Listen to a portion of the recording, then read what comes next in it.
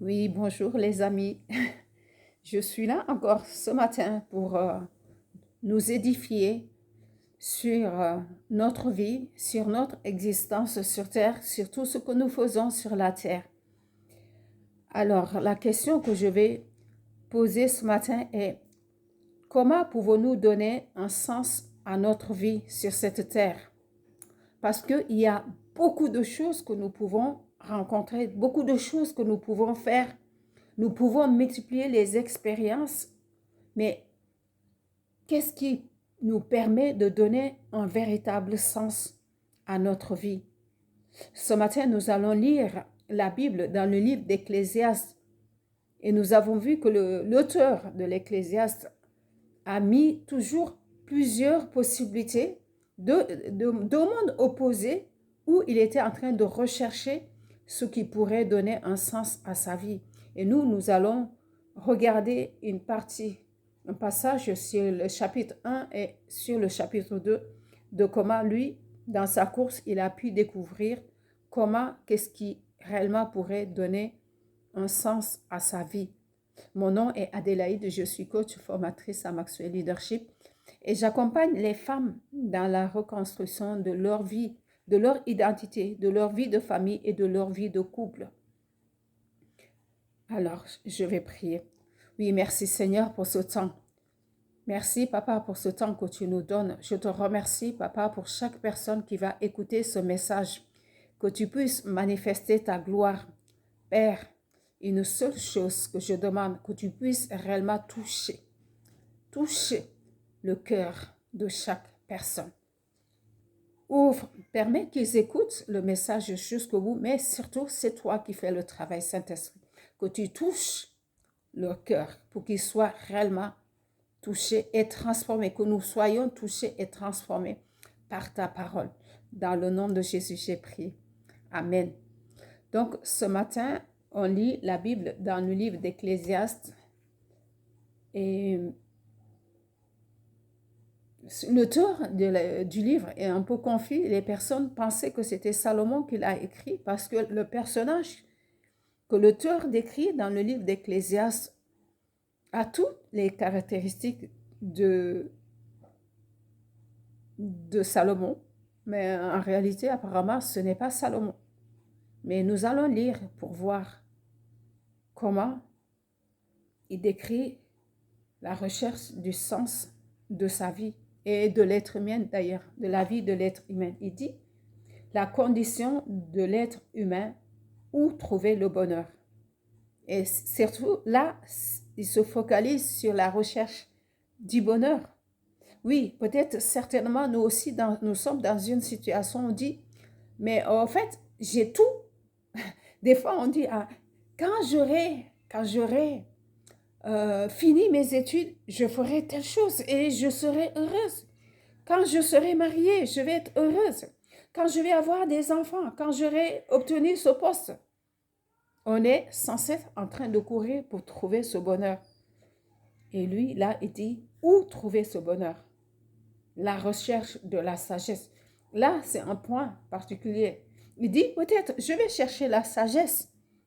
En rentrant dans la sagesse, peut-être la sagesse me montrera comment trouver ce bonheur. Et nous savons, Salomon, comment il a demandé de fait, comment il a demandé à Dieu de lui accorder de la sagesse parce qu'il devait prendre la place de son père et il a vu la tâche était difficile. Il s'est dit, je ne pourrais pas l'assurer de moi-même. Il a demandé à Dieu de lui accorder de la sagesse. Effectivement, Dieu lui en a donné. Une sagesse de telle sorte, il n'en a jamais donné à une personne.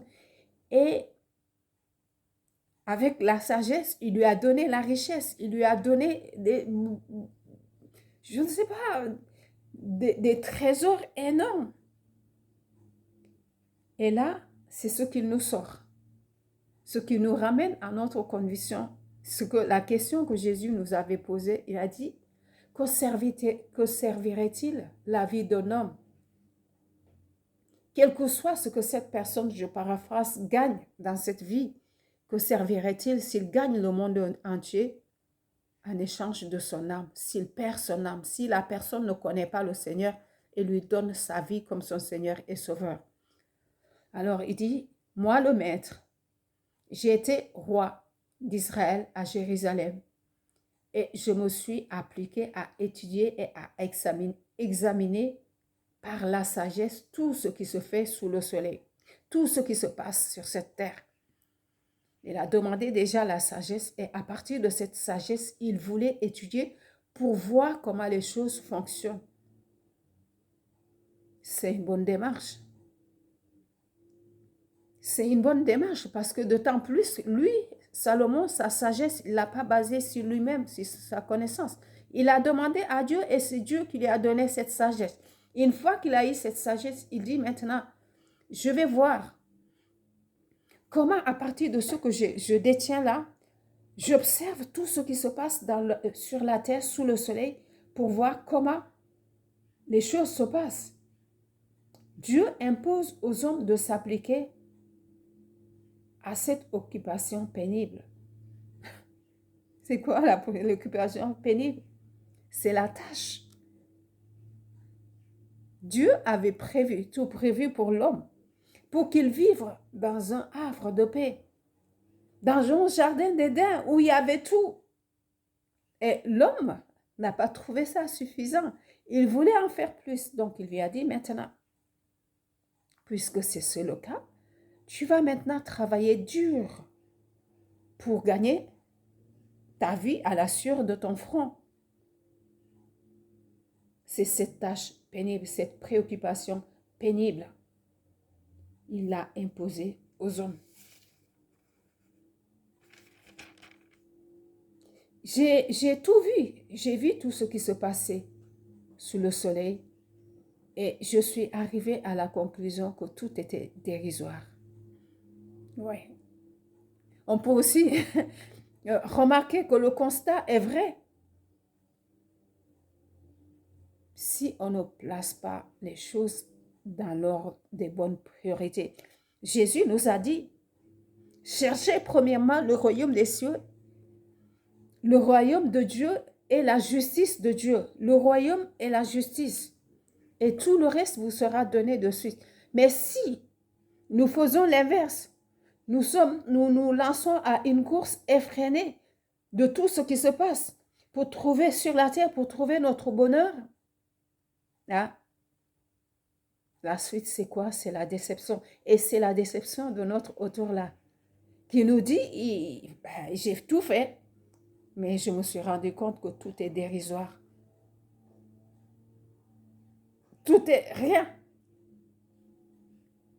Tu vois une personne qui est remplie de richesses et d'un coup, c'est comme si il est pris de, je ne sais pas, comme une folie humaine et se lance dans la destruction et cette richesse qu'il a acquis, il le perd en un seul jour. Il se croit supérieur et cette richesse le rend fou. Parce qu'il n'a pas commencé là où il devait commencer. Je me suis dit à moi-même, voici, j'ai fait augmenter et progresser la sagesse plus qu'aucun de ceux qui ont régné avant moi à Jérusalem.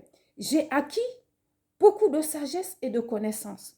C'est une bonne chose. Il a acquis beaucoup de sagesse et de connaissances. Et ces connaissances lui ont permis aussi d'acquérir des choses. Parce qu'il y a un endroit où il va parler de son entreprise. On va voir comment il en parle. Il dit, j'ai cherché ça. Mais en même temps qu'il a cherché la connaissance et la sagesse, je me suis en effet appliqué à connaître la sagesse ainsi que ce qui est fou, il ne s'arrête pas sur ce qui est sage.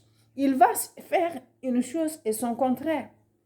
Il va voir quelle est la différence entre celui qui est sage et celui qui n'est pas sage. En réalité, oui, tant que nous sommes sur ce monde-là, le fait d'avoir de la sagesse et de la connaissance, ça nous permet vraiment de marcher dans le bon sens, dans le bon ordre de ce que Dieu nous demande.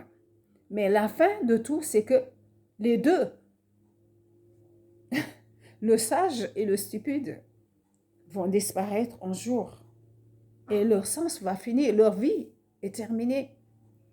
Mais il dit, en fait, je me suis aperçu que cela aussi, c'est comme courir après le vent. Parce que finalement, les deux, vers la fin, leur fin, c'est la mort, les deux.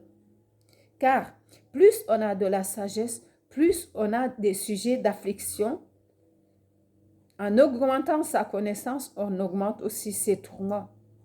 Parce que plus, il y a un homme qui a dit qu'une grande connaissance, des grandes capacités engendrent aussi de grandes responsabilités. Et quand on a des responsabilités, on sait que les responsabilités vont avec ce qui suit. Des fois, des tourments, des perturbations, on est obligé d'aller par-ci, par-là pour aller régler. Si on prend par exemple la responsabilité d'un ministre et celui du président, on va dire que le président est au-dessus et sa responsabilité lui demande plus d'efforts pour y arriver. Cela ne veut pas dire que cela est mauvais, mais où est-ce qu'on place la priorité, nous? Car si on a tout ça, mais qu'on n'a pas l'essentiel de ce qu'on devait connaître, qu'on ne connaît pas Dieu, c'est ce qu'il dit là. C'est comme du vent. C'est comme si tu es en train de courir après le vent. On ne peut pas attraper le vent, on ne le voit pas. On le sent, on voit les choses se déplacer, mais on ne peut pas le toucher. Si on court après, on risque de courir épuisé et s'arrêter. Et c'est ce qu'il est en train. Il s'est dit, alors, je vais trouver le bonheur dans le plaisir. Je vais trouver un sens à ma vie dans le plaisir. Alors, je me suis dit à moi-même, va donc, teste le plaisir et goûte ce qui est bon. Mais c'est absurde. Et de la joie, à quoi cela m'avance-t-il? Puis j'ai décidé à moi-même de m'adonner au vin, en continuant de me lancer dans la folie, le temps de voir ce qui est mieux pour les hommes, pour qui s'affaire sous le soleil pendant les jours qu'on y a à vivre. Tout ce que nous sommes en train d'affaire, à faire beaucoup de choses. Et il s'est dit, non, je ne vais pas expérimenter un seul côté. Parce que si j'expérimente un côté, je ne vais pas prouver et voir qu'est-ce qui a du sens pour ma vie. Mais est-ce qu'il a raison? Je ne sais pas s'il a raison. Mais à nous aussi de voir par rapport à notre vie et de dire, à un certain moment de ma vie, j'ai fait ça. Qu'est-ce que j'en ai tiré? Je ne sais pas. Chacun a son expérience. Chacun a son expérience. Mais ce qui va donner un sens, c'est de chercher premièrement le royaume de Dieu, de chercher celui qui a créé tout cela. Quand il est sorti de la folie, il dit maintenant, je vais fouiller, je vais rentrer dans l'entrepreneuriat. Je vais entreprendre de construire, de faire beaucoup de choses. Il le dit ici dans le chapitre 2, il dit, j'ai entrepris de grands travaux. Je me suis bâti des maisons. Je me suis planté des vignes. Je me suis aménagé des jardins de vergers. J'ai planté des arbres fruitiers de toutes sortes. Je me suis fait des bassins. Oui, des grandes piscines comme ça. À tout moment, je peux me baigner. Et oui, c'est vrai. Hein? Quand on voit ceux qui sont dans les grands palaces, il y a toujours un coin paisible et tout. Il n'y a pas de mal à ça. Mais derrière, est-ce que tu as reçu ce qui est essentiel pour donner sens à tout cela que tu es en train d'entreprendre? Oui, j'ai construit de grands bassins pour irriguer des pépinières où croissent des arbres. Son entrepreneuriat. Il a commencé par la sagesse. Rappelons-nous qu'il a la sagesse et la connaissance. Qui lui a donné? Dieu a dit que la sagesse de ce monde-là est comme de la folie. C'est Dieu qui a donné à Salomon cette sagesse. Et dans certains endroits, on a dit que l'or et l'argent est devenu comme des cailloux. Ce n'était plus quelque chose de précieux parce qu'au temps de Salomon, il y en avait tellement. Parce que Dieu lui en avait donné. Parce qu'il avait de la sagesse. Voilà les œuvres qu'il a entreprises. J'ai eu des esclaves, j'ai eu des servantes, j'ai eu des personnels. Je possédais tout ça, du menu bétail. Tout ce qu'un homme pouvait rêver sur cette terre-là, je l'ai obtenu, moi, Salomon. Je me suis amassé de l'argent, de l'or provenant des trésors des rois des provinces et je me suis procuré des chanteurs. Oui, il faut de la musique aussi pour accompagner tout ça. C'est bien, il faut des fois qu'on comprenne des sujets comme ça pour qu'on voit que la vie, on peut tout avoir, tout sur cette terre. On peut tout posséder. Mais est-ce que tu as placé les priorités dans le bon ordre? Ou alors, est-ce que oui, parce que si on ne place pas les priorités dans le bon ordre, une fois que nous sommes devenus riches, comme il est en train de le dire, ah ben la richesse, qu'est-ce que ça amène? La folie dans notre cœur. Maintenant, je suis fort, comme Poutine. Je suis l'Apocalypse. Je peux créer un avion qui va détruire le monde en un seul jour. Et tout le monde a peur de moi. Personne. On n'a pas pris le temps de placer la priorité dans le bon ordre. Et on va se demander, mais qu'est-ce qui se passe après quand? Mais qu'est-ce que j'ai fait? Pourquoi je suis malade? Pourquoi j'ai ceci? La priorité. Alors, dit des chanteurs, j'ai eu ce qui fait les délices des hommes, de nombreuses femmes. L'argent et tout ça. Ah, je ne vais pas me limiter à une seule femme. Ça ne me suffira pas. Et il a cherché. Ça, c'est le caractéristique de Salomon qui est décrit. Parce qu'effectivement, il a eu de la sagesse. Il a construit à Dieu ce qu'il lui demandait. Il a eu tout ce qu'il voulait. Il a gouverné le peuple vers la fin. La Bible dit que ce sont les femmes qui l'ont entraîné dans l'adoration d'autre chose que d'adorer Dieu. Pourquoi? Parce qu'il a cherché Dieu peut-être, mais il n'a pas pris le temps de bâtir cet édifice solide qui après, malgré ce qu'il va obtenir sur cette terre, va lui redonner du sens. Attention, tu es en train de déborder là. Non. Lui, il a expérimenté les deux extrêmes. Hein. La richesse, la pauvreté, le plaisir, le manque. Mais il a tout expérimenté. Il dit ainsi, je devins puissant et je surpassais tous ceux qui m'ont précédé à Jérusalem. Et tout cela, ma sagesse m'assistait. Sa sagesse, cette fois-ci. C'est ça. La sagesse lui a été donnée par Dieu. Et là, il dit, c'est ma sagesse, c'est moi. Non, c'est moi. Moi. Il enlève ses yeux de l'objectif et il le place sur lui. Moi, non, c'est moi, pas une autre. Si c'est pas moi, si c'est une autre, non, je ne le regarde pas, je ne l'écoute pas. Il n'y a que moi, ma sagesse. Me l'a accordé. M'assistait. Je me suis refusé de tout ce que je voyais. Je me suis privé de comme plaisir. Oui, j'ai tout joui de mon travail. C'est la part que j'ai retirée de toute la peine que je me suis donnée. Oui, c'est bien de se donner de la peine. Il faut aussi en bénéficier. Puis, j'ai considéré l'ensemble des réalisations et toute la peine que je m'étais donnée pour l'accomplir et je me suis rendu compte que tout est dérisoire. Tout est dérisoire. Avant, autant courir après le vent, il n'y a aucun avantage de tout ce qui se fait sous le soleil. Dans la folie. J'ai constaté que la sagesse, par contre, oui, il compare la folie et la sagesse parce qu'il a expérimenté les deux extrêmes. Il dit, ah, j'ai expérimenté la folie, j'ai expérimenté la sagesse. Mais j'ai constaté que la sagesse est plus avantageuse que la stupidité, tout comme la lumière est plus avantageuse que les ténèbres.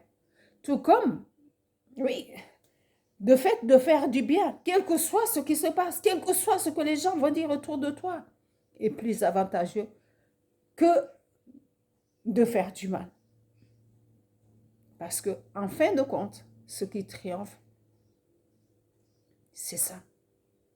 Mais avant tout ça, il y a une chose qui doit être prioritaire dans notre vie. Construire, bâtir cet édifice. Nous pouvons tout posséder, tout, des richesses et tout. Mais ça amène la folie. Ça amène la folie. Tu dis, ah oui, mon compte bancaire est bien garni, bien fourni. Je ne m'occupe pas des autres là. Ceux qui n'ont rien, c'est des flemmards. Ah bon? D'accord. Parce que tu n'as rien compris. Ce que tu as reçu là, ce n'est pas pour toi. Pourquoi Dieu a donné à Salomon cette sagesse? Parce que sa demande ne lui a plu. Donne-moi de la sagesse pour que je puisse prendre soin.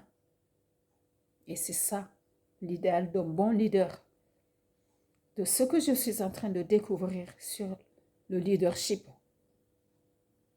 Si c'est juste pour toi, ben reste chez toi. Personne ne te suit.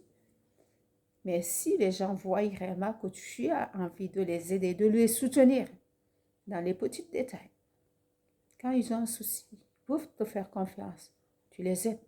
Tu n'as besoin de rien par rapport à ça parce que toi aussi, tu as été aidé. La sagesse. Le sage a des yeux pour voir alors que l'insensé marche dans les ténèbres, comme les ténèbres. Il compare la stupidité comme quelqu'un qui marche aveugle. La sagesse va t'ouvrir les yeux, mais la sagesse, pas la sagesse qui vient des hommes, mais la sagesse qui vient de Dieu. Il y a un temps pour toutes choses. Il va jusqu'au bout. Dans cette expérience, le maître relate les multiples expériences auxquelles il s'est livré en vue de trouver un sens à la valeur et la valeur de la vie humaine. Il constate l'échec de la sagesse à apporter le bonheur. Les richesses, les nombreuses richesses, les nombreuses réalisations. Il a atteint ainsi le sommet de la réussite possible dans ce monde. Et l'évocation de la figure de Salomon que l'on devine derrière le portrait sert à souligner qu'il a été le plus sage, le plus riche, le plus glorieux possible. Mais c'est pour constater que tout cela était dérisoire parce qu'il a placé toutes ces choses. Il n'a pas pris le temps de bâtir cette relation. Mais il dit, je sais que tout ce que Dieu fait demeure toujours. Tout le reste, quand tu le fais, c'est comme si, par la suite, tu te rends compte, quand tu veux obtenir ça, on peut regarder ça dans notre vie. Je veux ça, je veux obtenir ça. Une fois que tu l'obtiens, c'est comme s'il y a quelque chose qui n'est pas encore satisfait. Je veux réaliser ces études-là. Je veux rentrer dans ce mariage. Je veux avoir des enfants. Une fois qu'on a les enfants, oui, je ne peux plus rien faire à cause des enfants. Tu voulais les avoir. C'est ça. Mais tout ce que Dieu fait, Dieu fait toutes choses belles en son temps et à le temps de Dieu. Ce qui fait que ce que tu dois faire, quelle que soit la façon dont tu le fais, si c'est le temps de Dieu, et si tu as pris le temps de bâtir cette relation avec lui, il t'aidera à le faire et ça aura du sens. Parce que pour lui, tout va finir. Mais Dieu, Jésus, ce qui nous a montré que la vie, le jour de notre mort, c'est le commencement d'une nouvelle vie. Mais ce qui est important de le connaître sur cette terre, parce qu'il te donne cette sagesse pour que tu saches marcher dans la lumière, comme l'auteur nous l'a dit. Parce que si tu ne marches pas dans la lumière, tu marches dans la folie, et la folie, c'est comme dans les ténèbres. Ce que Dieu fait, il a constaté que malgré l'échec de la condition humaine, il y a une solution. Et Jésus nous l'a dit, Paul aussi nous l'a dit dans l'épître aux Romains, il dit, qui me délivrera de ce corps? Dieu soit loué. Christ est mort. Et Christ est venu nous changer cette condition humaine dans lequel. Je sais que tout ce que Dieu fait demeurera toujours. Il n'y a rien à ajouter, rien à y retrancher. Alors, pour avoir la vraie sagesse, retournons vers lui et trouvons notre confort en lui. Retrouvons. Le Maître nous invite ici à assumer la condition humaine devant Dieu de façon responsable. C'est vrai, de façon responsable. On peut dire, ah oui, c'est Dieu qui a fait Dieu. Il nous a donné une part de responsabilité. Assumons-le.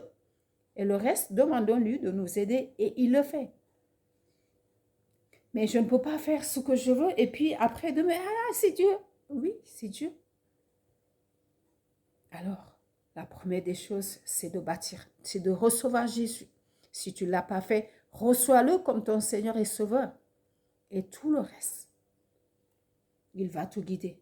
Si tu te confies réellement en lui, il te guide pour que tu puisses vivre ta condition humaine de manière responsable et en comptant, en rendant compte, responsable parce que nous aurons à rendre compte à Dieu de la manière dont nous aurons marché. Mais si nous le confions en lui, il nous guidera et nous conduira de façon responsable pour accomplir et un jour aussi pouvoir être fiers de ce que nous avons à rendre compte de ce qu'il nous a donné. Oui, merci Seigneur pour ce temps. Merci pour ton amour, pour cette parole. Oui, c'est l'Ecclésiaste qui est un monde assez contraste de la condition humaine, mais tu as la solution de toutes choses. Aide-nous à bâtir sur le roc. Jésus est ce roc qui suivait les Israélites. Et ce roc, une fois que tu le bâtis, qu'il soit réellement solide. C'est comme la parabole que tu as donnée sur les 2 maisons. Quelle que soit la tempête, elle peut tenir la maison parce qu'elle est bâtie sur le roc. Aide-nous à bâtir sur le roc pour donner un sens à notre vie. Amen. Len huli mahata atemit hu hisulal hon. Bulonga bumbe bata banoma me libo bata leta mae. Manyolu kito baj e baj. Bale ukano tumu ujo mutumu tanu alu mujo. Nufany nukan wahaulona ufany mu après lula nyul bonu bil bo bata atemit let jo. Bale unges mu atemit ujo jukol. Na ja hisi bulo mulujono ko nu tefu wa pewa ndo alo tefu lu tefu wala kila na hisi bulo mulu tefu manyo kite baj wa hoa mare paru bah ulu ko paskul ha se kana ko atemit panala mbeni kaja kata nyolo Yesu ngemulika ka ul ano san la yabol na hiso bulanda jono ko kaja kata nyolo Yesu ngemulika amen.